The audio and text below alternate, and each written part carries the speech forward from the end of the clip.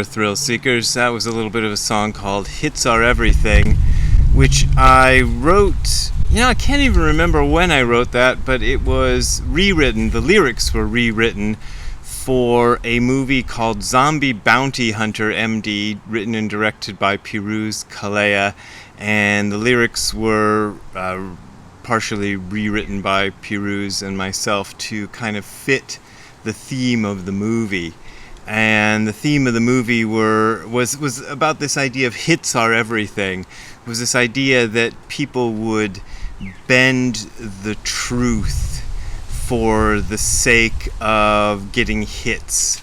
It was this idea of how media was going. And we made this movie in 2015, I think, was when we made it. I'm not sure exactly when. I think that was around the time we made it, and things have gotten far worse in terms of that since then. But so that's what the theme of the song was about, and I thought it kind of fit sort of slightly with what I wanted to talk about today on the video channel, and it's kind of a difficult topic, so I'm starting rather late in the day. Usually I do these videos, I make them around 10 or 11 in the morning, and right now it's almost 2:30 in the afternoon. So I had to sit and think about this for a long time before I decided what I was going to say, and I still haven't decided what I'm going to say. So I'm just going to say it and see what comes out, and then if it comes out okay, I'll put it out on a video. So if you're watching this now, you know that it came out okay, and if you're not watching it, it means I didn't put it out, which means you're not watching it, so there's no... Well, anyway. So, that's a really Zen kind of thing to say, maybe? Zen means you don't know what it means. So, anyhow, what I wanted to talk about is power in Zen. And I don't know quite what I want to say about it, but I want to say something about it. And I kind of want to say something about it in this new book that I'm writing, which I don't know if I'll ever get finished. But I think maybe by kind of speaking it out in terms of a video, I might get a handle on what I want to say about it eventually in terms of writing. So, here goes nothing, in terms of this video. So, some people were kind of, a few people, not a lot, in the comments section of the previous videos were sort of upset about me airing dirty laundry in public regarding the Angel City Zen Center and why I split with them and why I have nothing to do with the Angel City Zen Center anymore. But a lot of it has to do with this whole idea of power in Zen. And, okay, so let me backtrack a little bit. I became aware of how this worked when I was studying with Nishijima Roshi. Now, when I was first studying Zen, I was with Tim McCarthy, and Tim McCarthy had such a small group that there was no... He was very good at avoiding this trap of people seeking power. And so I wasn't even aware of it as a thing, except as something that he sometimes talked about. Because he'd seen it go on, because he'd been at San Francisco Zen Center and at Mount Baldy Zen Center and some other places, and he'd seen how it went on there. Oh, Ziggy's barking. Anyway, so...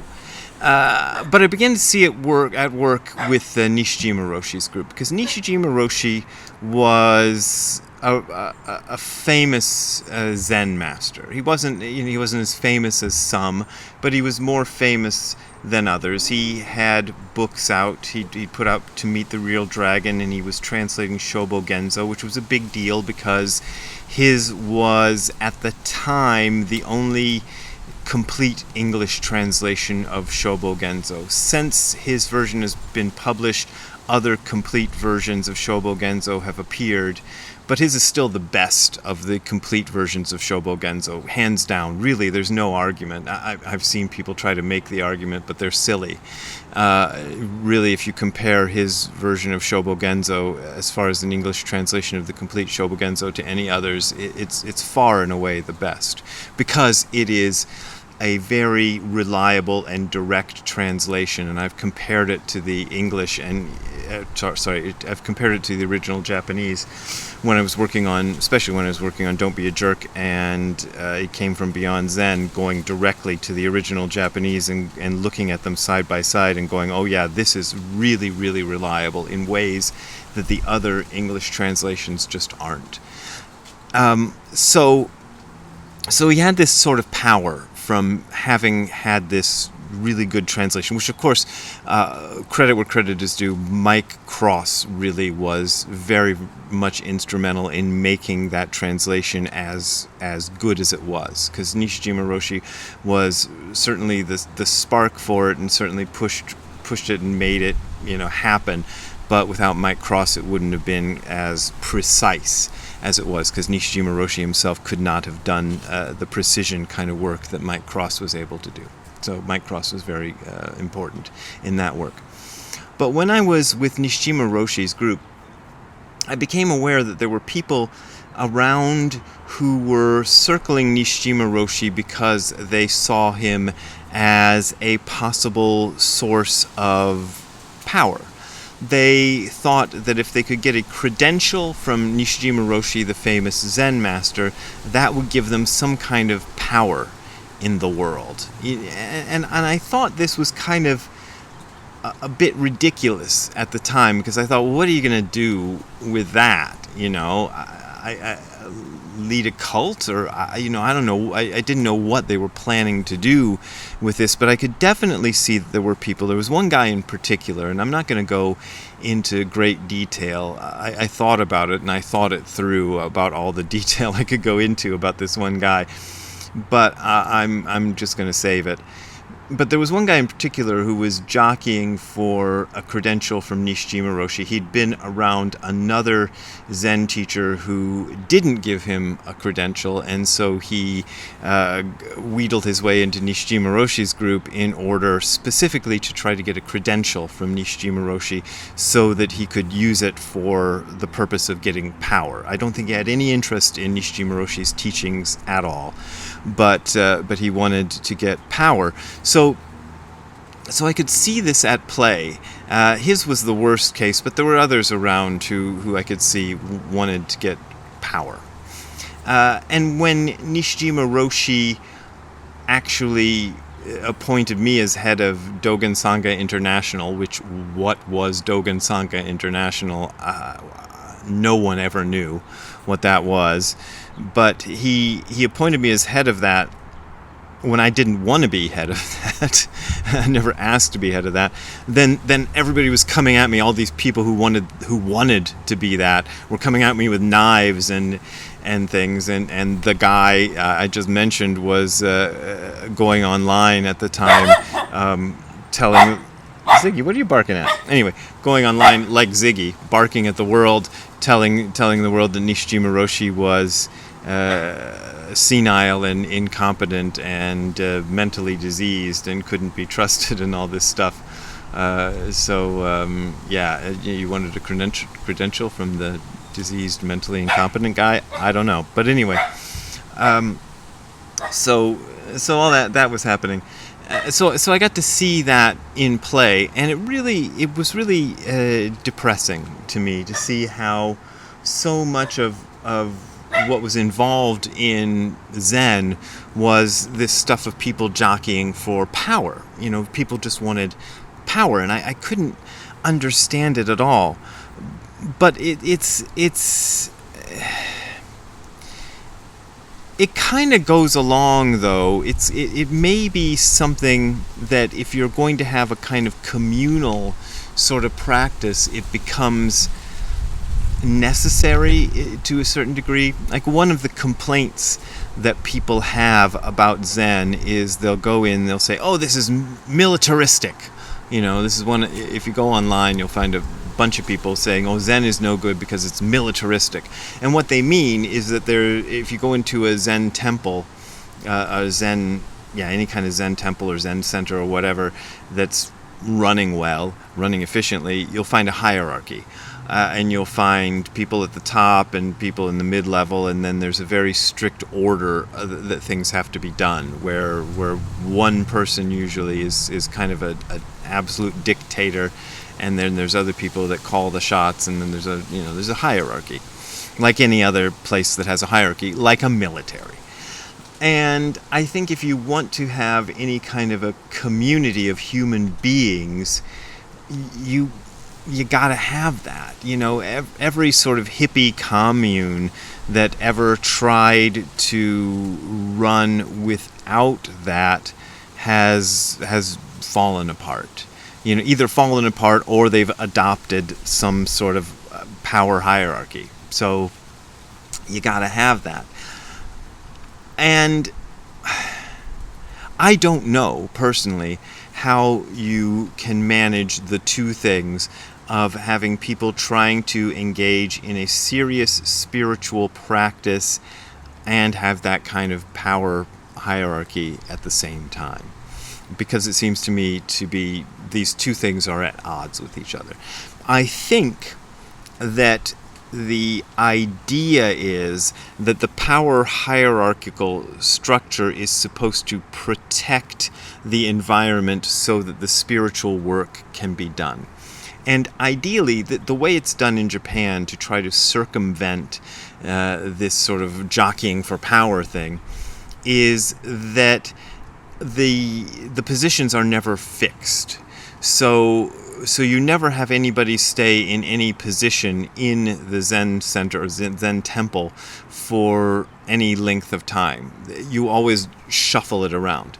The only person who ever remains fixed in any position is the master, the head teacher of it, and then the rest of the people get shuffled around. So you're the cook for a day, and then you're like the jikijitsu for a day. So jikijitsu would be like the person who's in charge of discipline, who gets to be the iron fist and beat everybody up when they're doing wrong. And then 2 days later, the person who's been jikijitsu for a week gets to be, I forget what the name of the other position is, but there's this other position that's sort of like the mother hen position of the person who gets to be loving and take care of everybody when the jikijitsu is too mean to them. They switch positions. So the person who gets to be mother hen for a week then has to be jikijitsu for a week and ride herd on everybody and be mean, while the person who was jikijitsu, who was the meanie for a week, gets to be the nice, loving person who gets to be like, oh, that jikijitsu was so mean to you. Here, let me hug you. They shuffle it around like that in order to try to, make that work. What I've seen outside of Japan, though, is this they rarely stick with this. They actually just stick people in one position and keep them there forever outside of Japan. That's been my little observation with American centers, and I don't know too much about what's going on in European centers. They tend to be a little less formalized than American centers, so maybe they're a little better, but they'll probably go the same way eventually. But they tend not to do that. They tend to get formalized and rigid. And then the other thing I've seen in American centers, particularly the one I tried to hold, is the people jockeying for the position of the teacher. That's what happened to me. Somebody saw a circumstance where they could usurp that position, and then was like, boot out the teacher. And become the teacher for themselves, and that's what happened to me. Which I kind of took the opinion that if somebody wants to steal something from you, you might as well just let them have it, because it's sort of maybe less trouble for the person whose thing is being stolen, and maybe karmically better somehow. Let the person not have to take on the horrible karma having stolen something, but just abandon it and say, okay, well, you just take it if you wanted it that bad. But this kind of stuff happens, and it's depressing, and I don't know what to do about it. So I wish I had a conclusion for you. My conclusion myself, there's a lizard or something running around in the in the flowers there. I wonder if it's a bird or it's really obsessing Ziggy. Ziggy's really interested, and I can see that there's some kind of animal in the flowers there, and Ziggy is really he's kind of scared of it. Okay, now he wandered off. Anyway, there's a little drama going on over here. Anyway, I don't know what to do about it. I don't know what to do about for the time being. Here's a Japanese word for you, toriaizu. That means for the time being.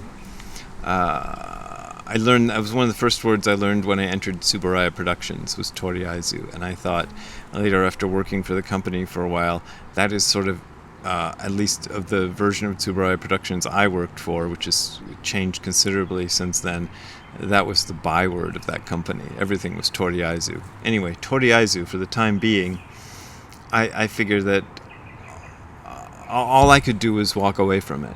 I thought, if this is going to be a power struggle, if this is going to be like this kind of Shakespearean thing where, somebody's going to try to stab me in the back and steal the thing from me, well, I don't want any part of that anymore. And people keep asking me, well, you're going to set up something new?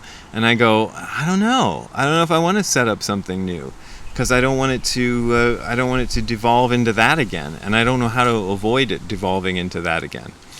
And I'm no good as an authoritarian leader. I'm not good at leading a community. I'm lousy at leading a community, and I don't want to lead a community. What I'm interested in is searching for these, the kind of the meaning of life and the deeper truths, and trying to work on that. And I'm happy if people want to join me in that pursuit.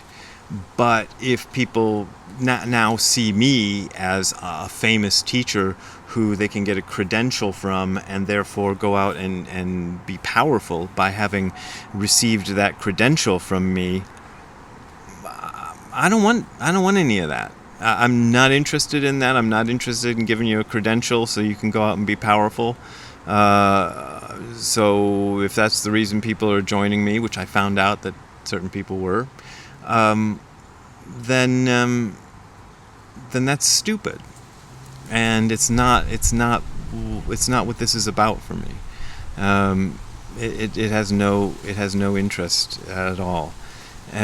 And I say that, I see that a lot of people in the comments are people who are ensconced in these power structures at different Zen temples, Zen centers and things, and people are leaving comments and talking about that, and I think, oh, you poor things, get out. Get out if you're one of those people who are involved in a Zen center somewhere with a hierarchy and a power structure, and people are giving credentials out and positions. Get out. That's I think the best advice I could give you in that, because it's not doing you any good. But where to go, I don't know. Where to go from there, I don't know.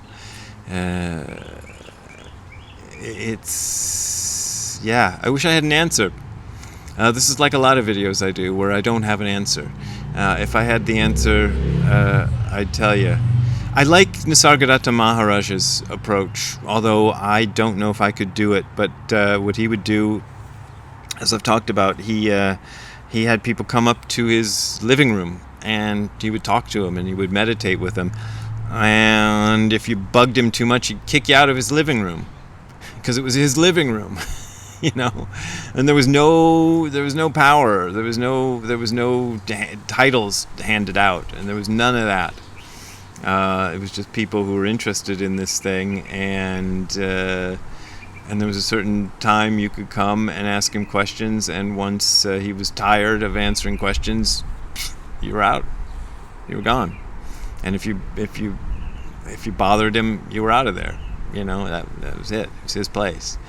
Maybe that's the only way it can really be done, is something like that. I don't know, but that's all I can think of to say about this. Anyway, I didn't say anything. Sorry, I wasted your time. But if you want to contribute to me wasting more of your time, you can go to the URL that you're seeing on your screen below, which is hardcorezen.info/donate. That is hardcorezen.info/donate. There you will find links to my PayPal and Patreon accounts. That's how I make my living. I just got a royalty check yesterday from New World Library, and it was minuscule as usual. So really, most of my living comes from you guys contributing to my supporting my videos. So I really appreciate that. And thank you very much. We will see you next time. And by the way, you don't have to support me if you don't want to support me, so this is offered for free. We will see you next time. Have a good time all the time. Bye. Hey Ziggy, did you see any cats out there? See any cats outside? No.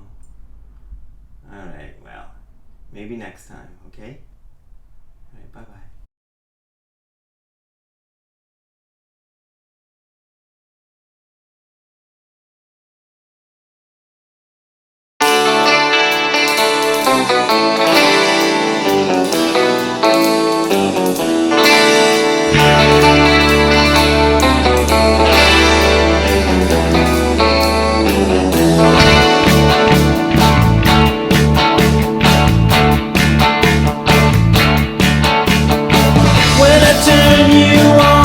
Morning, pale blue light shines, love in my eyes. And I swear nothing stops this longing that has helped me realize. Now I know in the world you're nothing like any girl. No one can compare. So if you love me, say that you like me. And if you like me, say that you follow me. And if you follow me, it's our everything. They're everything.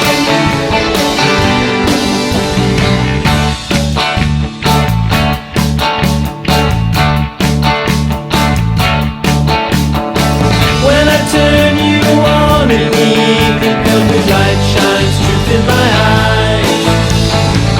And I finally feel like belonging next to you in the night. And I know in the world you're nothing like any girl. No one can compare. So if you love me, say that you like me. And if you like me, say that you follow me. And if you follow me, it's our everything. They're everything. They're everything.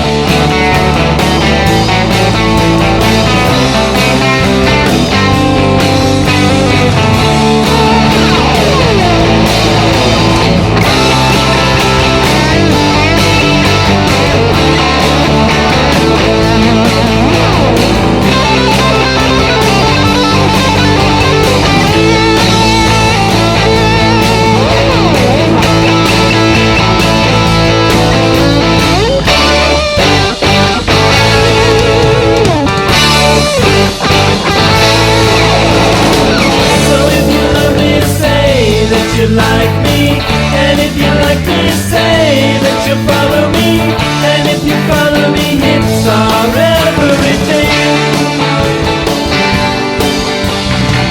So if you love me, say that you like me,